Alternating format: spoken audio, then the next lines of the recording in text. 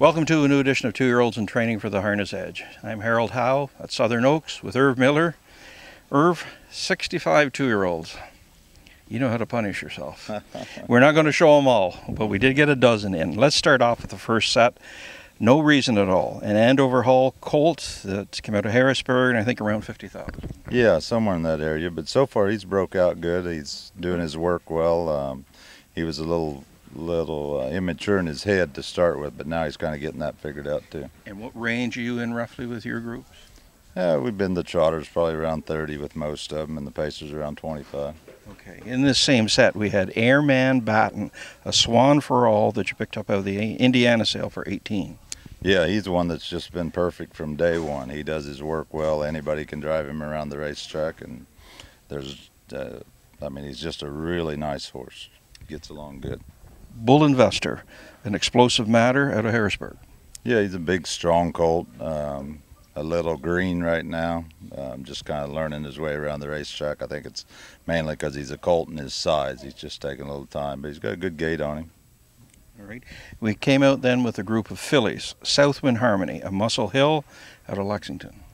Yeah, she's been a real good filly from word go. Today she shied from something like some of the babies do, but she trots beautiful and just got an easy way about her. Been no secrets about her to start with.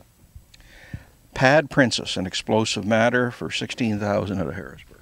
Yeah, most of the explosive matters like the other colt there is you find that they just want to trot. They always want to trot. She don't make many mistakes. They're not the soundest thing to start with, but Bull Investor's kind of the same way. Always wants to trot. He'll shy from stuff a little bit, but he's all about his business. There's a lot of interest there about the first crop of Lucky Chucky, and here we have Stars Align, a filly, 45,000.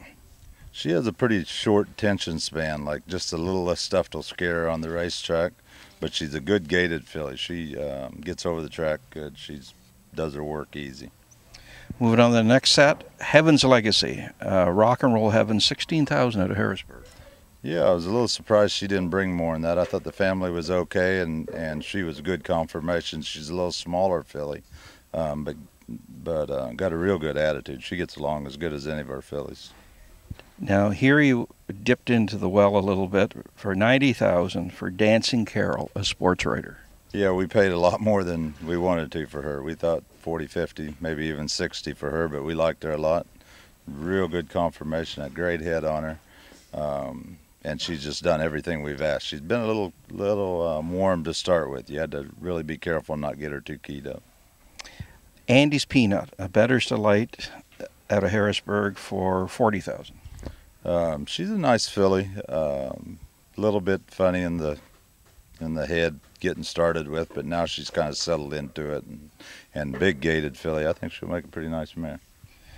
Rockin' Jimmy, a Rockin' Image colt for 35,000 out of the Illinois sale. Yeah, he was a Rockin' Image colt that I picked up over there. I was there at the sale for another reason, and the colt was real good confirmation, and out of a family that I knew had some bad confirmation horses. So I went ahead and picked him up. What I thought was a pretty good price at about 25,000. Heaven Rocks, a Rock and Roll Hanover for 50,000. Yeah, he was a colt that come from Lexington. Toes a little bit right front. We're trying to do a little corrective shoeing there. But the colt, like the other filly, the Heaven, Rock and Roll Heavens right now look like they're okay. They're very willing and good gaited. And I said Rock and Roll Hanover. I meant Rock and Roll Heaven. Right. 3066, a Duneside Perch for 7,000 out of the Illinois sale.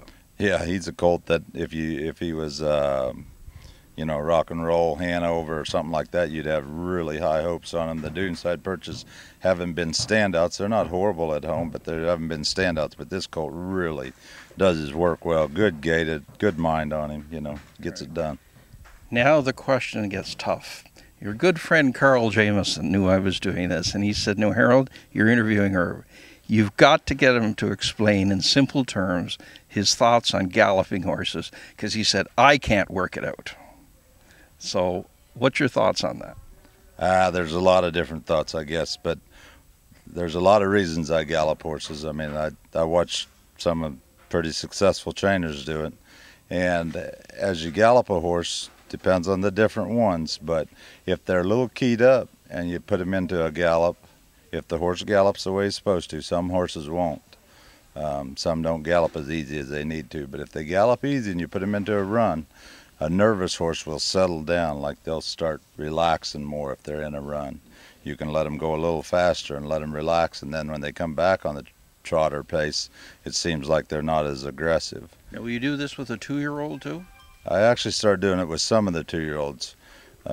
Depends. Another thing I notice is when the horse runs, when he catches back on the trot or pace, he will be a little looser, a little more easier on the gait that he's on. Whatever was bothering him bothers him less after he runs a bit. So we've been doing that quite a bit, and I think it's working on, especially the nervous horses. It seems to help them a little bit. Gets a little more strength, and I'm not so sure that it doesn't get their lungs a little more ready to go the miles. So for a more in-depth tutorial, you'd be available to talk to Carl. Yeah, I think so. I think there's a little more to it than just meets the eye and running a horse, and I think there's a little more technique to how you run them too.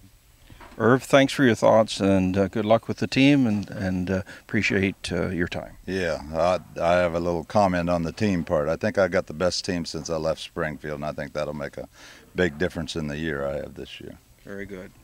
There you go. 2-year-olds in training, Harold Howe with Erv Miller.